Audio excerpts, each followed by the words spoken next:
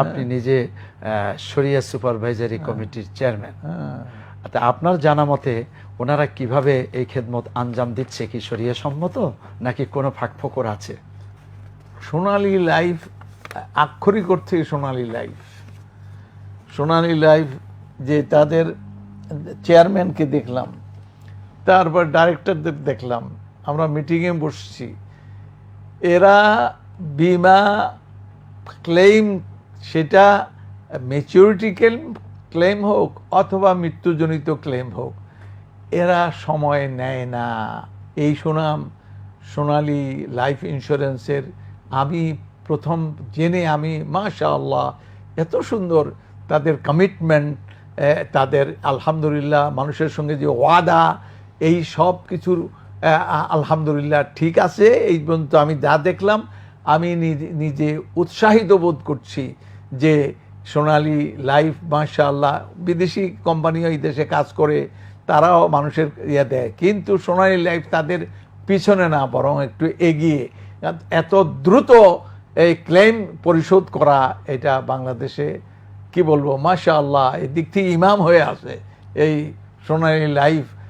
আমি এটার শরিয়া চেয়ারম্যান, আমি নিজেও গর্বিত, শুকরগুজার আল্লাহর কাছে যে সুনাম ছড়িয়ে পড়ছে যে চলো চলো সোনালী লাইফে যাই, আমরা এখানে বিনিয়োগ করি, এরা ফাঁকি দেয় না, এরা টাকা মেরে খায় না, শরিয়ার নজরদারি আছে, আলহামদুলিল্লাহ এদের কমিটমেন্টও আলহামদুলিল্লাহ আমি লক্ষণীয়।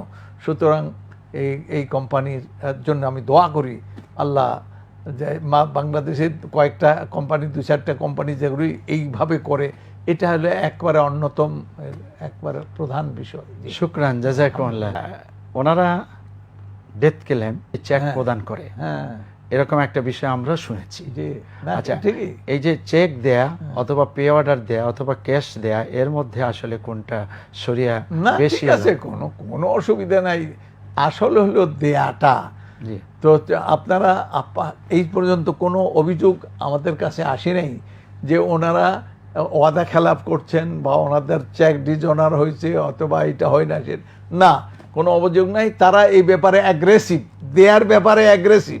অভিভাবকদের অকাল মৃত্যুতে বা শারীরিক অক্ষমতার কারণে কোনো শিক্ষার্থী যেন শিক্ষার আলো থেকে বঞ্চিত না হয়, সেই নিশ্চয়তা দেবে এই বঙ্গবন্ধু শিক্ষা বীমা, এবং এটা খুব প্রয়োজন, এটা উচ্চশিক্ষার ক্ষেত্রেও প্রয়োজন। এর আওতায় বার্ষিক 85 টাকা দিয়ে 3 থেকে 17 বছর বয়সী শিক্ষার্থীরা এর পলিসি গ্রহণ করতে পারবে।